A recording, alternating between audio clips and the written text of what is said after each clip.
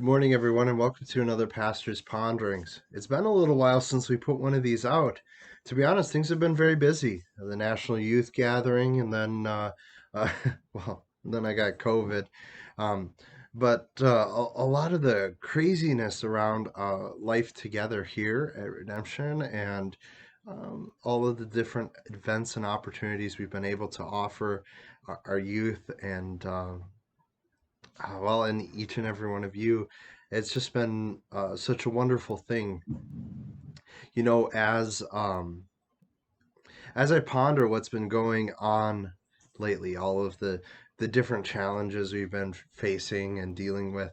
The one thing that keeps coming to my mind, right, especially with all the fatigue that I'm dealing with following COVID and recovering from the National Youth Gathering, is just how much I depend upon um, you.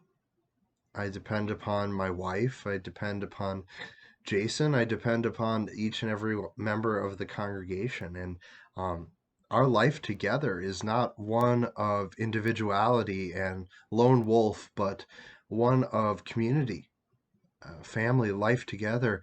Um, and the more that we work together and the more that we lift each other up, the more we're able to accomplish. You know, I've been thinking about this a lot as we've been preparing for a rally Sunday, September 11th. It's coming up really, really fast.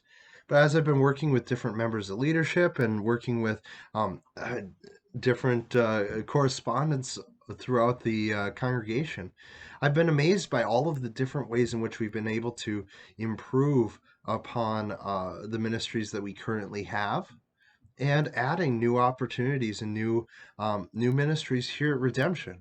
And a lot of that is because of you, because of members within our congregation who are standing up and volunteering and want to improve things, want to be a part of things, and want to volunteer and contribute to our family.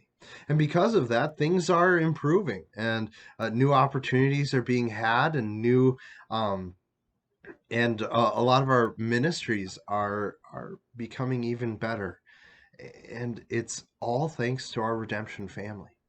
As we continue to walk together, I think that that's an important thing to emphasize and an important thing to think about. In Ecclesiastes chapter 4, uh, Solomon writes, "Two are better than one, because they have a good reward for their toil.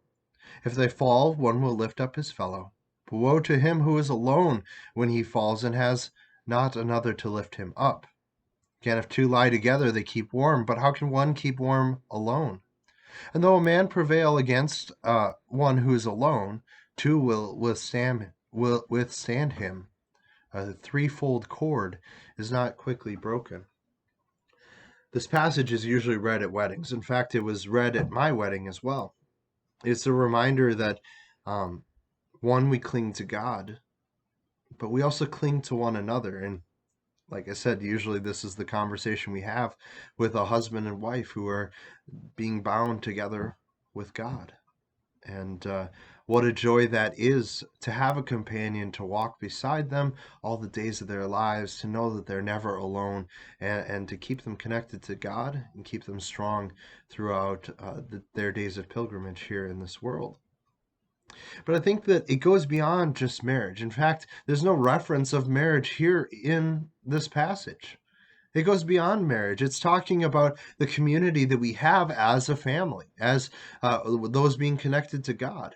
We are connected to God. That's the third strand in that threefold cord. But we're also connected to one another. And because of that, we can withstand a lot more. And as we've been talking about here in our ponderings, we can accomplish a lot more because there's shared labor. And because in that shared labor, we're able to do much more. That's one of the attitudes that Jason and I have taken on in our partnership and in our ministry here at Redemption. So much of what we do is making sure that we are dividing our tasks, that we are playing to our strengths, and that in all things we're accomplishing a lot more because we're working together.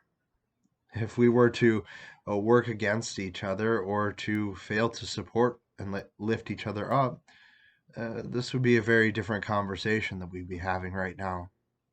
But Jason's a great partner.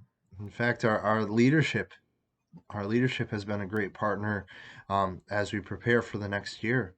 And as I've gotten to know each and every one of you, there are a lot of wonderful individuals in our congregation with many gifts and talents.